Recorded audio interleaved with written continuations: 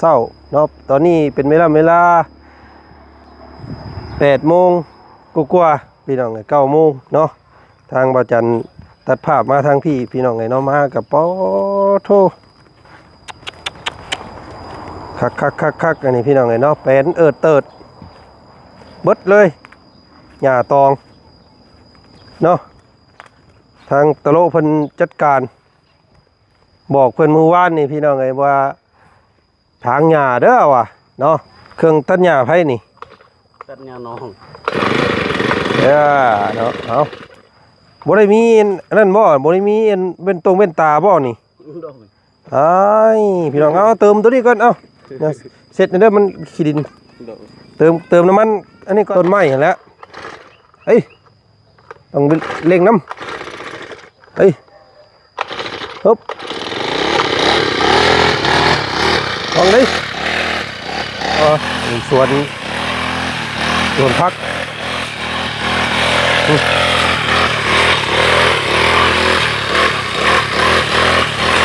ึบ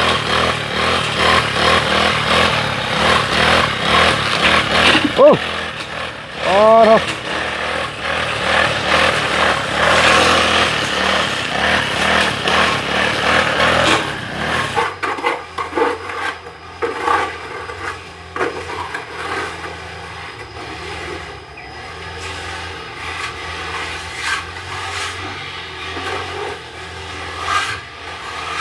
สูงขึ้นตัวนี้เนาะ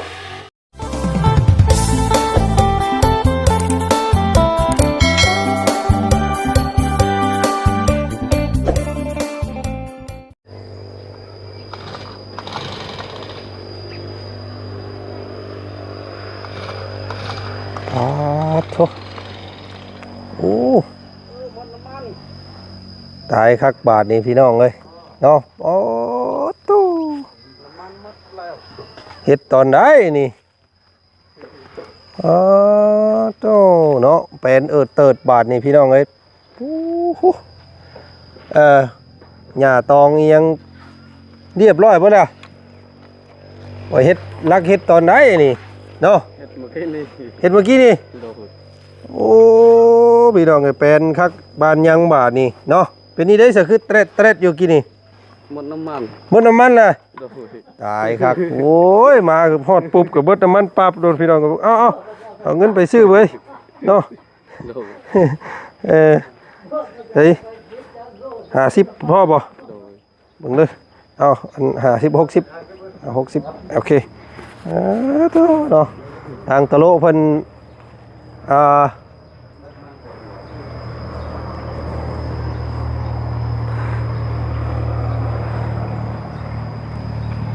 เพิ่นตัดหญ้าทางหญ้ามื้อนี้พี่น้องเอ้ยแปลนเติดเนาะตอนเช้าเนาะตอนนี้เป็นเวลา8 โมงกว่าๆพี่น้อง9 โมงเนาะทางบ่าวจันตัดภาพมาทางพี่น้องเนาะมากับปอโทคักอันนี้พี่น้องเนาะแปลนเติดเบิดเลยหญ้าตองเนาะทางตะโลเพิ่นจัดการบอกเพิ่นมื้อวานนี่พี่น้องว่าทางหญ้าเด้อว่ะเนาะทางหญ้าแล้วปลูกผักปลูกมีว่าซั่นเนาะมาว่าที่นี่เพราะว่าป๊าดโตสั่งปุ๊บไล่ปั๊บไปเด้ออันนี้พี่น้องเนาะโอ้งามบาดนี่เนาะก่อนอื่นพี่น้องเด้อเนาะกับทักทายสบายดีเนาะพ่อแม่พี่น้อง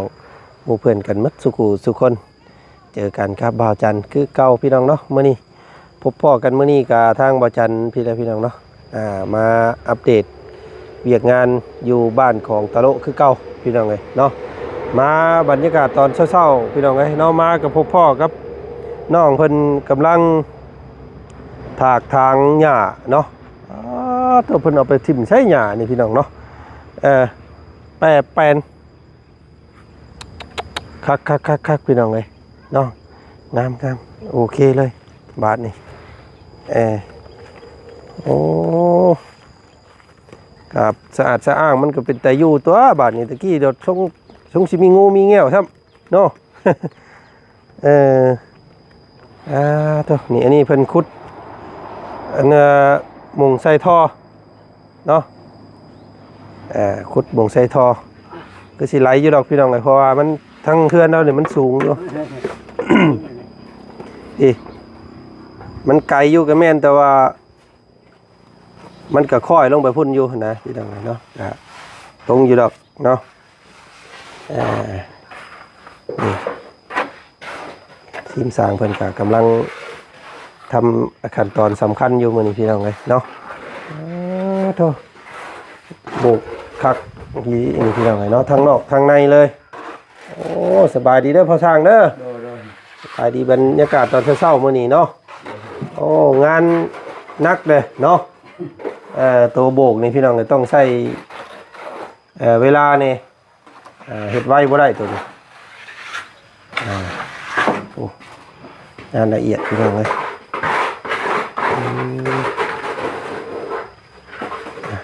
ขาดว่าประมาณอีกจากมื้อ2มื้อนี่ก็คือสิสำเร็จนะเนาะก่อนสิวันจันทร์สิกลับบ้านอยู่บ่จักเนาะเพราะว่าวันศุกร์นี่ก็สิเมื่ออยู่น้ำลูกก่อนอยู่ตรงไหนสิได้อยู่บ้านแต่วันเสาร์อาทิตย์นะวันจันทร์นะเนาะหลังจากนั้นก็ดูเรียกเห็นงานเลยพี่น้องเลยเนาะ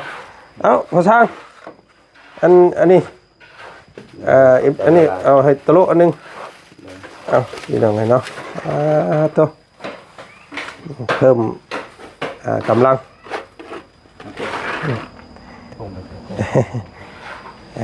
เนาะอันนี้ก็เดี๋ยวเพิ่นจะเทกันศาสตร์มาพี่อีกเฮ้ยมันเมนบ่เปิดมันเอสโมเล่แล้วบ่ฮึบเครื่องตัดหญ้าไผนี่ตัดหญ้าน้องเนาะเอาบ่ได้มีอันนั้นบ่ได้มีอันเป็นตรงเป็นตาบ่นี่อ้ายพี่น้องเอาเติมตัวนี้ก่อนเอาเสร็จแล้วมันขี้ดินเติมน้ำมันอันนี้ก่อนเติมน้ำมันอันว่าจักได้ก็เติมน้ำมันคนน้ำ เดี๋ยวไปเฮ็ดตอนได้นี่พี่น้องเนาะข้าวเดียวแล้วเราเฮ็ดเนาะก็เฮ็ดเมื่อกี้นี่บ่เห็นโค้งเห็นหางพื้นดินบาดนี่พี่น้องเนาะเพราะว่าเมื่อก่อนมันมีแต่หญ้าแต่ตองกล้วยก็ยังนี่ของเจ้าบ่นี่คอยปลูกไว้แต่เพื่อนน้อยปลูกยังอยู่นี่ตั้งแต่ปลูกตั้งแต่เฮือนนี่พี่เนาะแต่เฮือนว่าตอนน้องชายมั่งตะกี้พูดเนาะพี่น้องไงเนาะมาที่นี่ก็มีแต่ทางออกแล้วก็มีแต่ปลูกนั่นแหละต้นไม้เห็นแล้วเฮ้ยต้องเล่งน้ำเฮ้ยฮึบลองดิ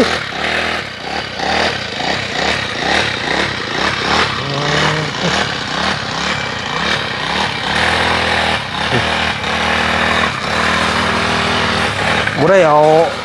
เว้นหูเว้นตายังใช้ได้พี่น้องเลยแบบนั้นเลยลองเด้อฮึบ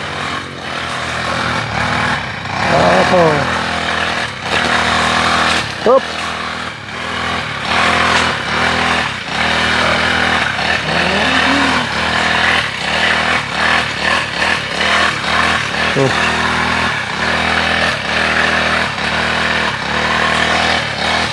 อันนี้ทั้งอโนเพิ่นทำความสะอาดดินเนาะ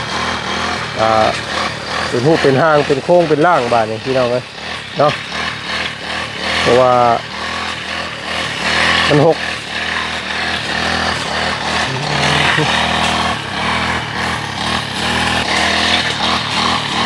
วังเด้อโอ้ยบ่เอาใส่หมวกเลยนี่พี่น้องเลยเนาะปุ๊บ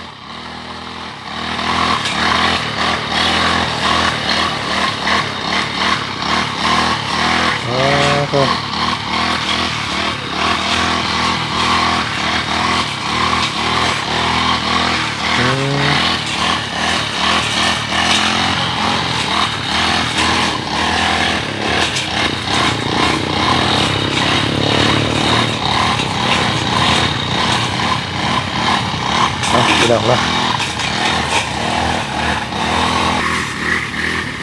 พี่น้องเลยนอกจากเศร้าอันมันงงอยู่ในตอนนี้กะทางวัดจันทร์ใช่ตัวนี้พี่น้องเลยเป็นเครื่องสู้กำลังเนาะM150พี่น้องเลย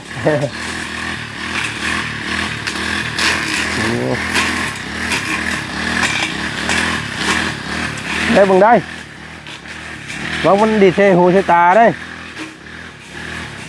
โบมีเว้นตรงเว้นตาเลยพี่น้องเลยโอ้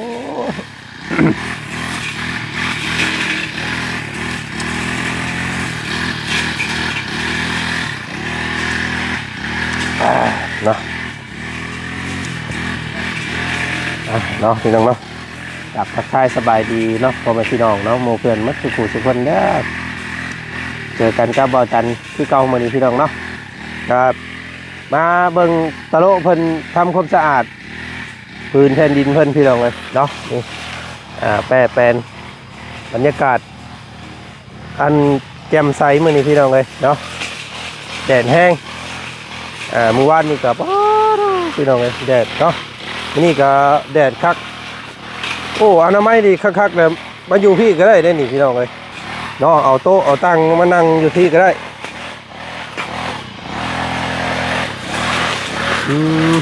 วางได้ค่อยๆได้โอ้ปุ๊บปุ๊บโอ้โอ้เดี๋ยวแบบ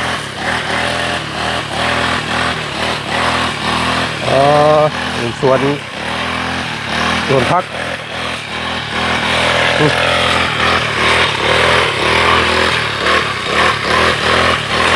ปุ๊บ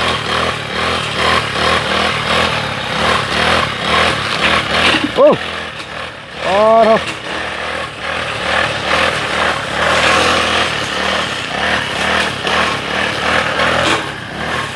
ค่อยปุ๊บ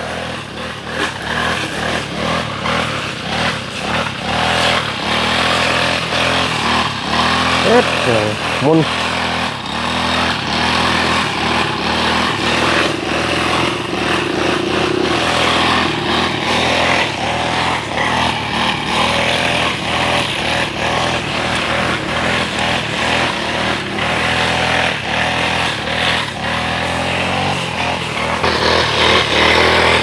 ที่เป็นคนคล้ายๆนอกสอนพี่น้องเนาะ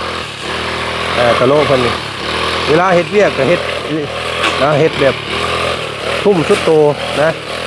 เนาะเป็นคนที่แบบว่าจริงจังกับงานแบบเดียวกันกับน้องสอนเลยพี่น้องอ๊บระวังเลยอ๊บ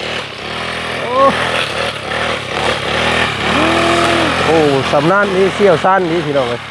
บางคนนี่อ๊บวางนี้เลยนี่นะพี่น้องเราอันตรายเลยนี่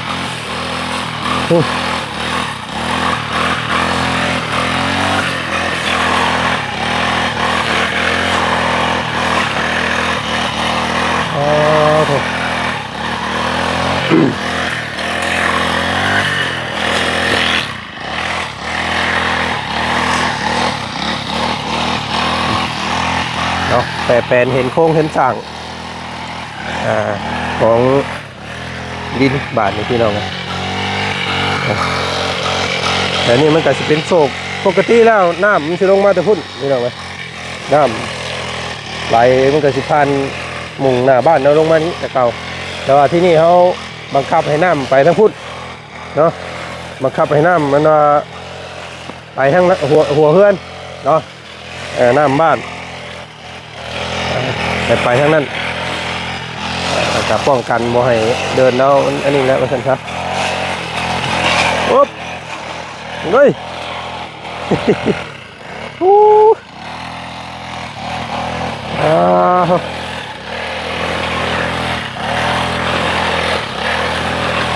ค่อย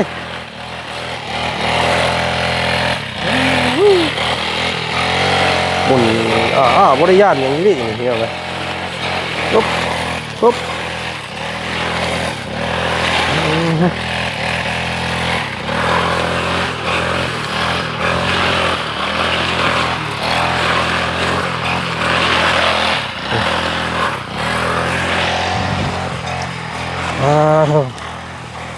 แป๊บเดียวเนาะปืนแผ่นดินเป็นเติด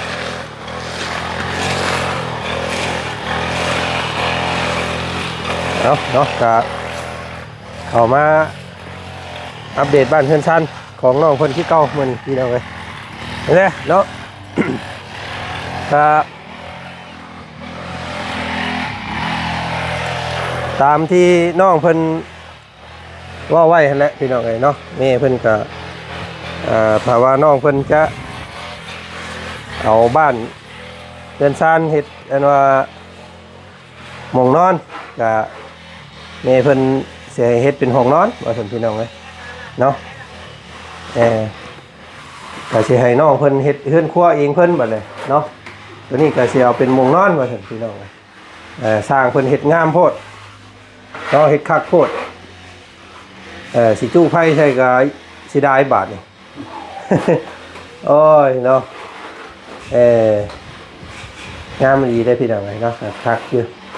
เนาะเดี๋ยวละเอียดมีแต่ตัวนี้แหละพี่น้องให้สร้างเพิ่นแต่ว่าอันน้องอันตะโลเพิ่นยังบ่ทันได้ออกไปเอาเนาะไอ้เนาะอันเนาะพอเนาะโดยอันว่าอันไม่หาแผ่นอยู่ห้านจีนห้านเวียดนี่ห้านตัวเดินขายสังกะสีซื้อมาหาแผ่นผมว่าทรงมันหน่อยพี่น้องเลยเนาะมันหน่อยแล้วก็ต้องให้เอ็นตะโลเพิ่นเอารถจักรออกไปเอาอีกคือเก่าหั่นแหละเนาะเพราะว่าสิให้เพิ่นตัดเพิ่นก็บ่ตัดให้งานเพิ่นหลาย ว่าสิให้เพิ่นตัดว่าโอ้เพิ่นว่าบ่ตัดเนาะบ่มีแนวตัดว่าซั่นแล้วกันบาดนี่พี่น้องเอ้ย ห้องน้ำมันได้เบาจานเบามันบ่ได้โบกบ่ ห้องน้ำนี้เอ้าโบกคือกันนั่นแหละ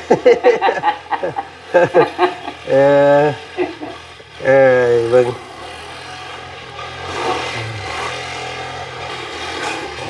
พี่น้อง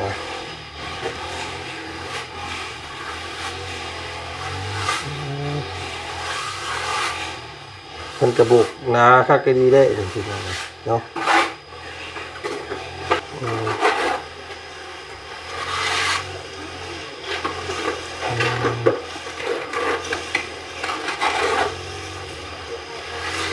ณจะเป็นเบ็ดมันก็ได้ต้องอันเชื่อน้อยเนาะเชื่อที่ท้องมันได้มาปาดเนาะเรางานปูนมันอยากจะซ่าแน่พี่น้องเพราะว่ามันงานละเอียดเนาะ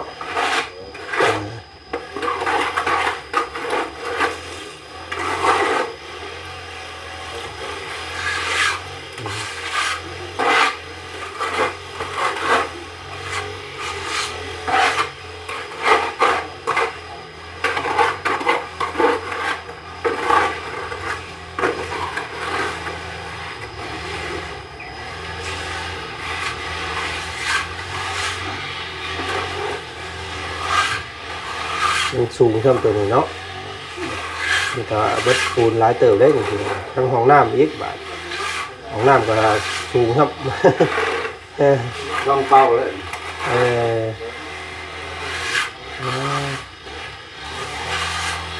สับคือกันเบิดเรื่องโซซาเนาะ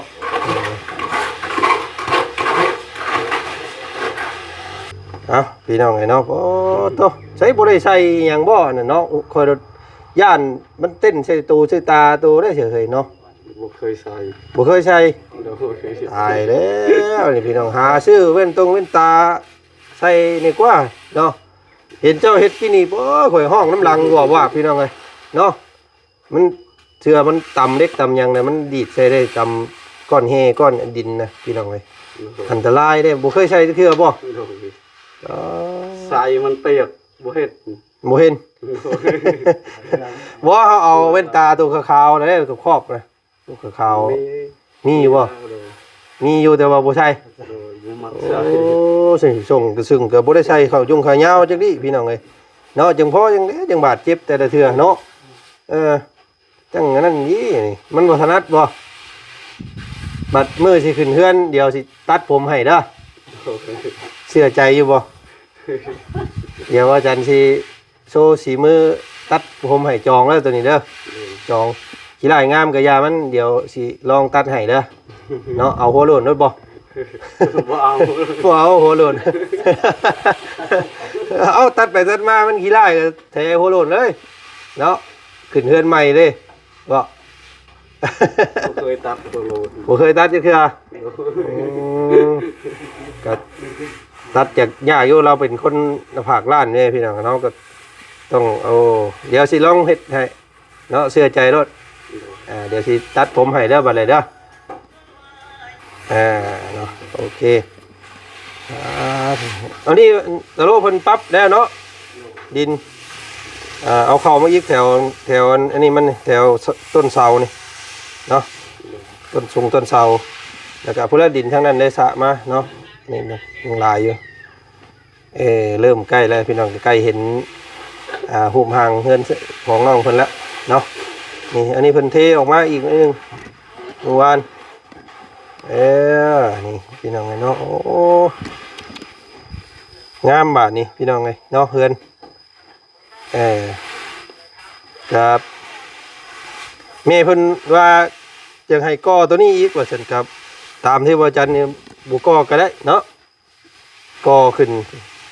เพราะว่าก่อขึ้นเนี่ยมันสิตันน้ำไว้บาดนี่เนาะเวลาน้ำมันลงมาแต่พุ่นเดี๋ยวมันสิต่ำเอากำแพงที่เขาก่อนะอันนี้จะให้ปลายพื้นมิแต่ให้ตะโลอันแล้วกับเบิ่งเอาฝนตกเลยเนาะเลยโบให้ดีอยู่ทั้งเฮือนแล้วเนาะแล่นลงมาเบิ่งแล้วเอากับเบิ่งน้ำมันได้เนาะทางน้ำมันไปทางใดเขากับคุดเสาะให้มันโบให้มันอังอยู่เฮือนเจ้านะเนาะเราต้องเบิ่งน้ำเด้อเพิ่นเฮ็ดอันให้สำนี่เลยพี่น้องเลยพูดแล้วเขาต้องพยายามตัวนั้นโบให้มันตันมีแต่เปิดลงไปเลยเนาะเดี๋ยวสิมาอัปเดตเบิ่งน้ำดอกบัดมือฝนตกเด้อเนาะสิมาเบิ่งน้ำคำว่าตัวนั้นมันไหลลงมาทางนั้นน้ำกับเขากับป่วยลงพุ่นอันนั้นน้องเจ้ายังสิปั๊บให้มันเพียงพุ่นอยู่ดิเราว่าใหญ่ขึ้นมาโอ้หิใหญ่เฮือนขึ้นมาเฮือนมันต่ำโพดบ่พี่น้องเลยกะลองปรับเบิ้งเนาะปรับยันแต่น้ำมันลงไปพุ่นแล้วบาดนี่คำว่าทำปรับหมองนั้นมันต่ำมันสิต่ำเฮือนเราพุ่นแล้วบาดน้ำเนาะคือว่าเราปรับนี่เราขึ้นมาอยู่ปีแล้วนำลงไปพุ่นสบายแบบเขาเอาไปพุ่นลงไปพุ่นเลยเอากล้วยคลองมันลงหมองกันนะเด่นไอ้นั่นเลยเนาะ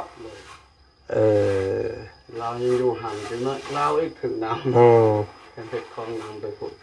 โอ้มีแต่ให้มันมาพี่ก็ได้นี่คือเพิ่นเมย์เพิ่นเฮ็ดให้นี่เนาะ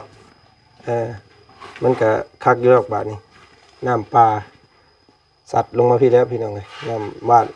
ลงพุ่นเลยเนาะเอาโอเควันนี้ก็แล้วบ่ป่านี่เบิดตัวนี้บ่อันว่ามงอันตัดหญ้านี่ยังตัดไปอีกเนาะพักผ่อนก่อนเถอะพี่น้องช่วงแรงก่อนยังเฮ็ดเนาะช่วงแดดอ่อนก่อนเส้นโอ้เป็นลมได้แบบนี้บ่ไหวได้เนาะต้องเป็นคักปานยังบาดนี่เนาะพักผ่อนก่อนก็ได้น้องเลยให้มันแดดอ่อนก่อนยังตัดอีกช่วงค่ำช่วง 3-4 โมงแรงมันแดดอ่อนๆเฮาจึงค่อยเฮ็ดเนาะเจ้าว่าสิเอาห้องเป็นห้องนอนกับหาหม่องเฮ็ดขีตะไคร้เจ้าเด้อบาดนี่สิเฮ็ดหม่องไหนขีตะจูไผเจ้าเนาะนี่บ่หม่องโพนนี่บ่อยู่ลักโอ้ยมันคือไปจุอยู่ซอกลึกนะเนาะบ่นี่หม่องนี่ก็ได้นี่4หลักตึกพอได้จุไผอยู่นี่ซื่อๆนี่แล้วก็อันหม้อแกงเอาเข้าไว้ในคือเก่าเนาะเอาให้เฮือนแล้วก่อนเดี๋ยวสิเบิ่งให้มุงเฮ็ดอันจูพื้นจูไฟเนาะตอนนี้ยังเบิ่งบ่ออกเป็นจังไงเนาะ ต้องให้สร้างเพิ่นเมียนมัดอหย่างนำมื้อนี้ก่อนจังค่อยว่ากันอีกตัวอันนั้นน่ะเอาเนาะอันนี้เพิ่นใส่เรียบร้อยแล้วพี่น้องเอ้ยประตูโอ้คักเด้นี่พี่น้องเอ้ยเนาะแพงกว่าประตูไม้เฮาหน่อยนึงอันนี้สุดหนึ่งตีใส่1,400เนาะ1,350 บาทก็รวมทั้งอันนี้นั่นมันนี่แหละล็อกก่อนมันนี้พี่น้องเอ้ยเนาะเป็นสุดให้เลยเพิ่น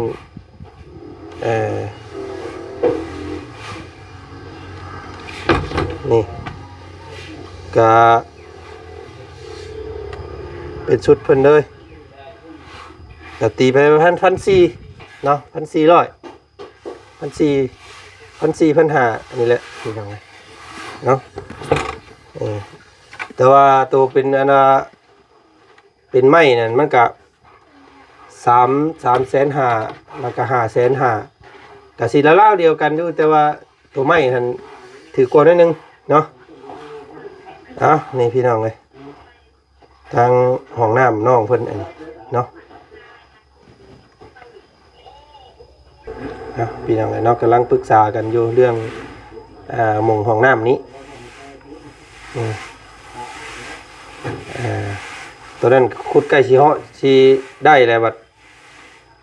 ย่านบ่ลงว่าซั่นเนาะ FC เพิ่นก็ว่าหลายคนอยู่เพิ่นว่ามันมีความเสี่ยงในการถ่ายบ่ลงเนาะเพราะว่ามันไกลคำว่าเจ้าสิตัดปัญหาย่านว่ามันในภายภาคหน้าย่านว่ามันยุ่งมันยากย่านมันตันไว้ก็มีแต่เสียสละขุดใหม่เท่านั้นแหละน้องเด้อนี่ขุดอยู่หม่องอันต้นอันนี้นี่ต้นหมากกันผักอันนี้ผักบุ้งนี่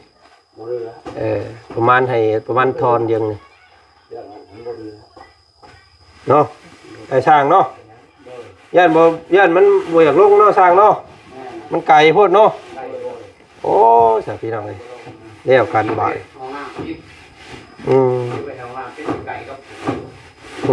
เอามีแต่ให้น้องเพิ่นขุดใหม่ตัวนั้นก็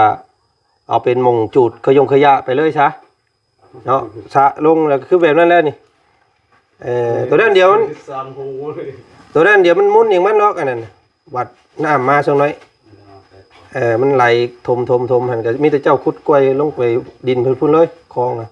บ่ให้มันมุนเด้มุนแหละมันบ่ได้เลยน้ำมันสิยึงขึ้นมาเฮือนเจ้าพี่ปล่อยลงไปพุ่นเลยตัวนี้ก็สะถมลงหันแล้วเป็นจังได๋ซะมันอันนั้นเด้มันย่านมันบ่ย่านมันมีปัญหาในภายภาคหน้าอ้ายบ่ได้มาแก้ให้ได้เนาะเอามีแต่ให้เจ้าขุดใหม่ลองเบิ่งเนาะคำว่าน้องนุ่งเพิ่นแต่มันใครอยู่มันอ่อนอยู่ขุดคำว่าตั้งเกิดขุดมันดีๆก็ประมาณมื้อ2มื้อก็แล้วเนาะ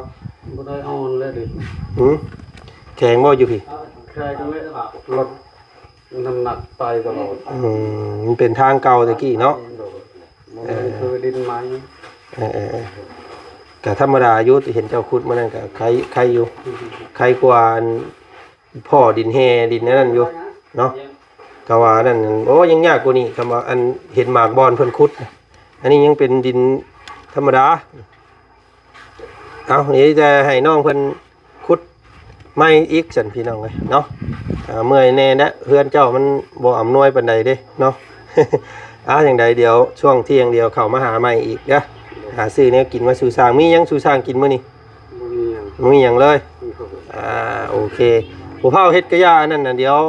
ช่วงแดดอ่อนสักหน่อยก่อนจึงเฮ็ดเนาะเดี๋ยวค่อยเฮ็ดไปเทื่อละเล็กเทื่อน้อยเอา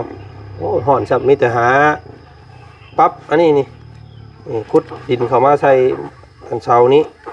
แต่เพิ่นนี้เอาดินเอานี่สะให้มันได้ระดับมันจังเฮือนเจ้ามันจังงามเนาะกะนี่แหละพี่น้องเลยนี่ดินนอนมันสิเพิ่นก็ยังสิปรับทรายอีกแน่นี่เนาะเพิ่นก็สิเฮ็ดนั่นอีกไงนี่เด้เพิ่นก็สิให้ได้รับนี่แนะนำนี่อันดินนะพี่น้องเลยเนาะแล้วก็สิเทนี่ได้รับตัวนี้เลยซั่นซะก็เอาเนาะติดตาม เบิ่งเลยกันพี่น้องไอ้สำหรับคลิปนี้ว่าจันก็ขอตัวหากินข้าวก่อนข้าวเช้ายังบ่ทันกินอยู่พี่น้องไอ้เนาะเอาเดี๋ยวเจอกันอีกคลิปหน้าแน่น้องเด้อเนาะเอาสบายดีเนาะ อดทนเนี่ยแล้วพี่น้องไอ้เมื่อยเนี่ยเนาะเพราะว่าเฮือนเจ้ามันต้องได้ปรับได้แปลงมาใหม่เบิดเลยเนาะต้นไม้ก็เดี๋ยวป้าไว้คือสร้างว่าวหั่นแหล้วมันยังช็อกอยู่ให้เพิ่นหายช็อกก่อนจังปลูกมันเนาะอีกมื้ออื่นยังปลูกเป็นมื้อวันศุกร์ก่อนก็ได้วันศุกร์หมากลกนาเนาะหมากหลายวันศุกร์ให้แปลงอันนี้ก่อนให้กดหญ้าตองมันออกเบิดก่อนจังปลูกเห็นโครงล่างมันก่อนเพียงโอ้งามเนาะเดินบาดนี่คักๆพี่น้องเอ้ยเนาะเอาเจอกันไหมพี่น้องเนาะสบายดี